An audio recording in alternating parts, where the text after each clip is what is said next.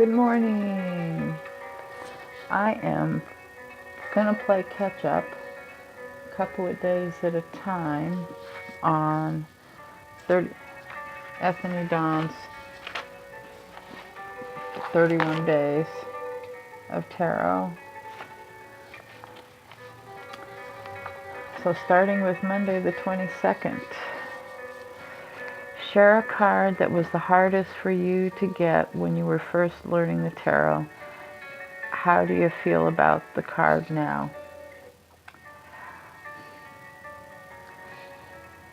And actually it's more than one. It's kind of some of the sevens,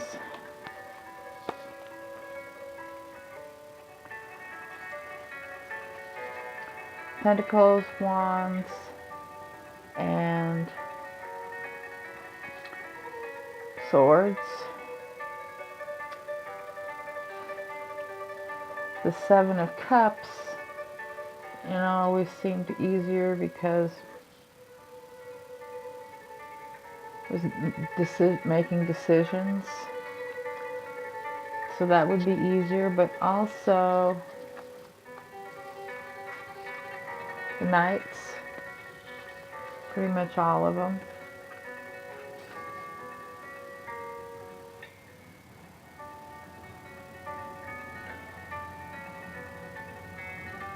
And Pages.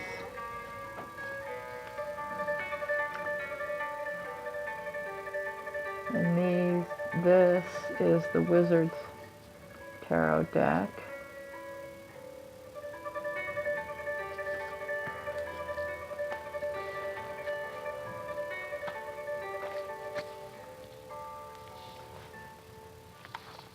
And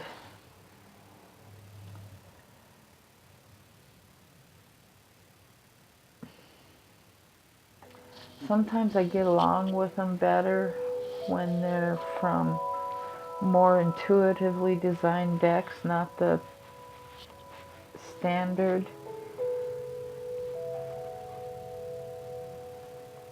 decks. I'm not sure why.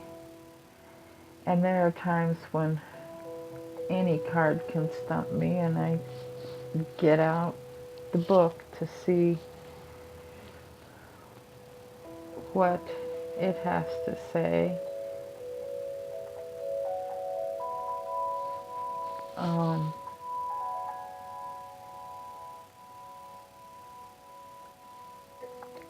And so, the how I feel about it now part of this question is kind of moot because sometimes they still stump me.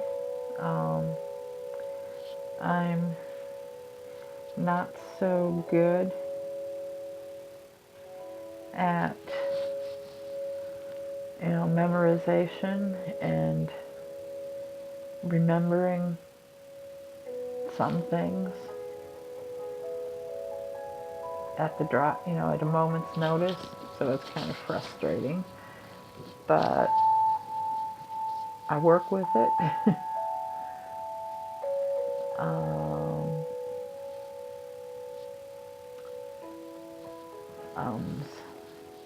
Lots of ums.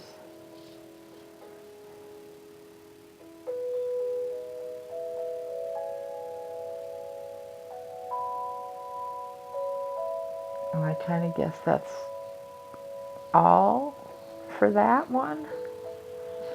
And let's move on to day 23.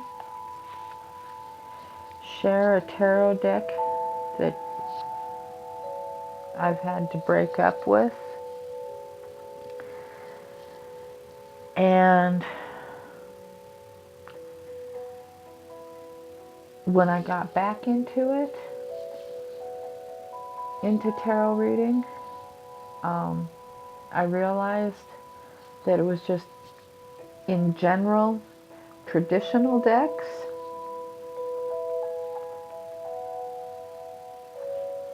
Were the ones that I didn't work well with. And so I haven't actually broken up with a deck and quit, these days. Because when I reapplied myself to tarot, I started picking up independent decks that had non-traditional artwork. The Sweeney Tarot, I should have gotten out my copy of that so I could show it to you. But it's downstairs. The Sweeney Tarot and the Ostara Tarot were some of the decks that I connected with best when I got back into it. Also, the Witch's Tarot and this one, the Wizard's Tarot, that I have sitting in front of me right now. I started connecting with them better, little by little.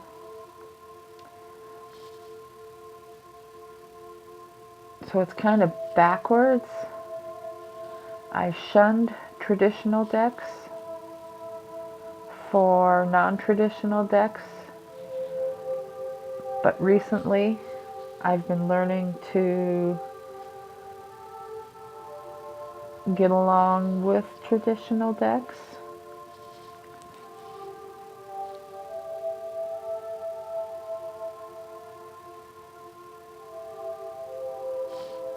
I think that covers it.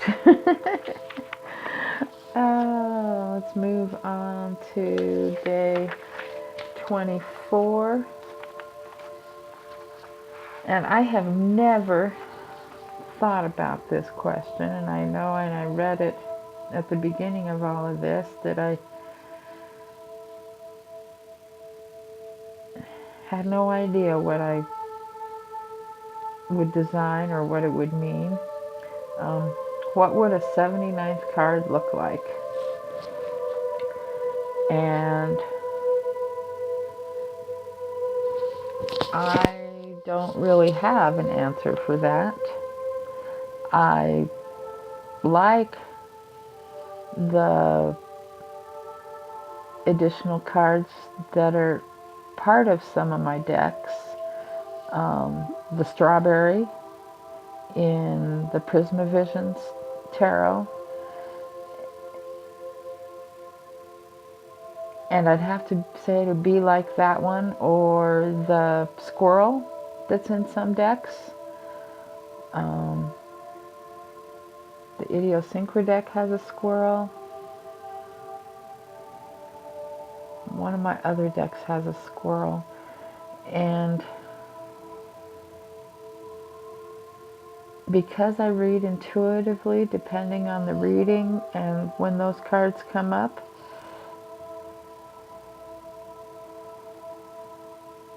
it becomes what just randomly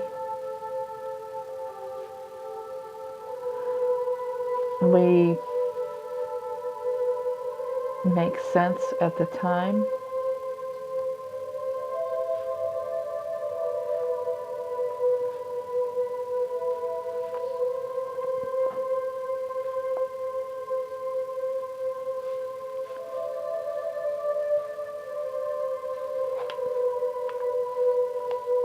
Well, that was weird. I tried to run that and tying together. That's my goofio.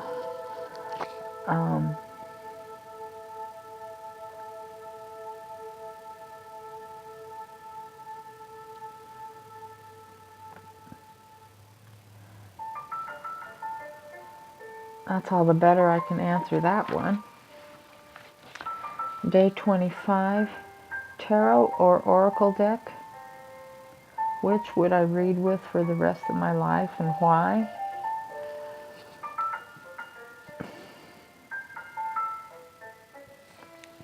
And I guess I say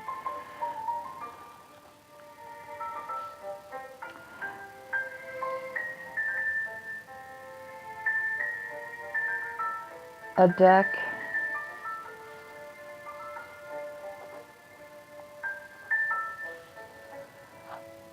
with a more individualistic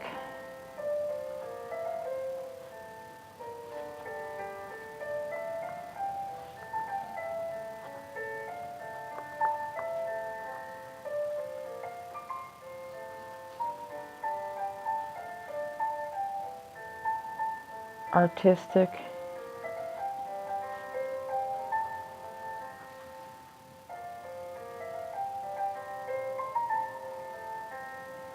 art. So probably a deck that's an oracle or an oracle tarot cross.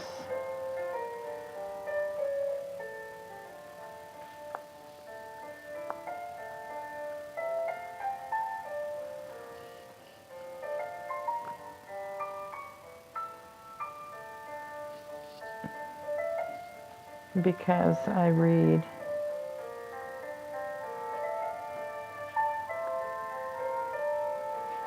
more, more intuitively.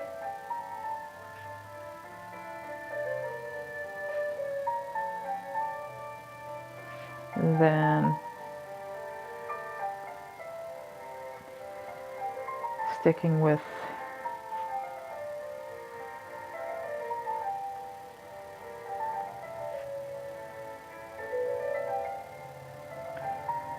traditional interpretations.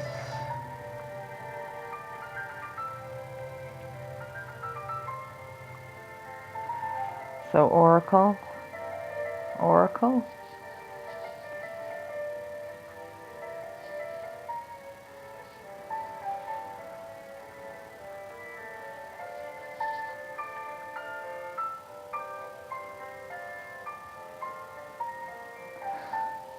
Okay.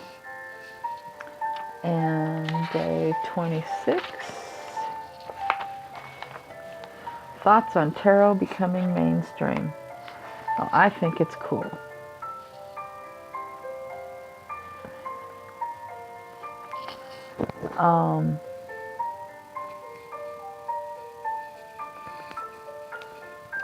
For me, tarot is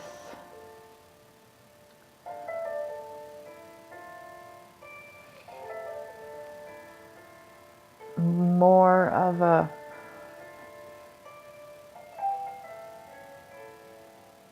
tool for helping me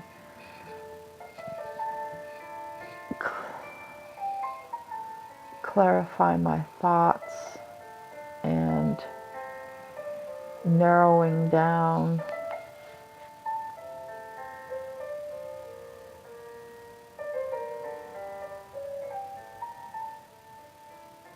my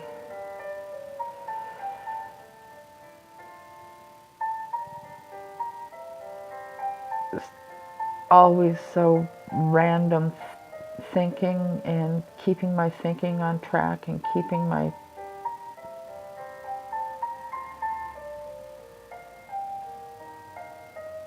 direction more cohesive.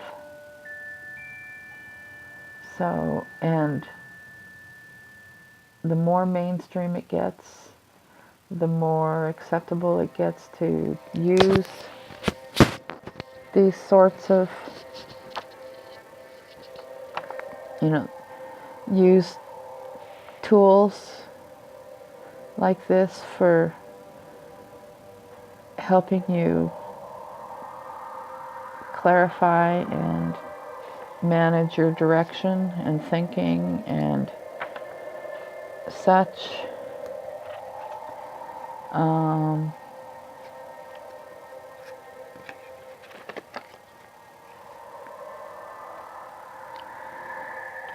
So it's, this is an age when elitist thinking needs to be kicked to the curb on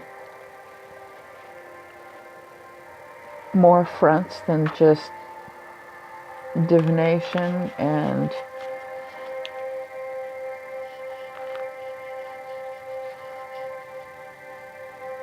things, anything like that,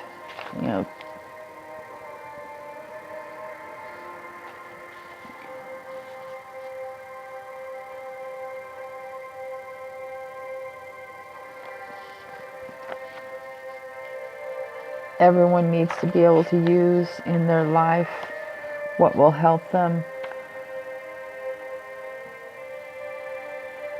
move forward in a productive way,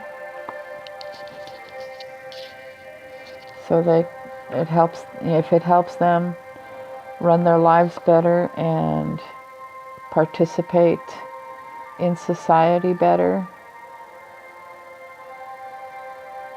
I'm all for it. I hope everyone has a great day.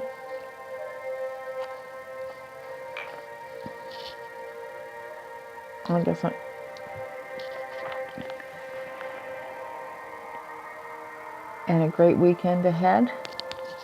Stay safe. Peace. Love you all. Toodles.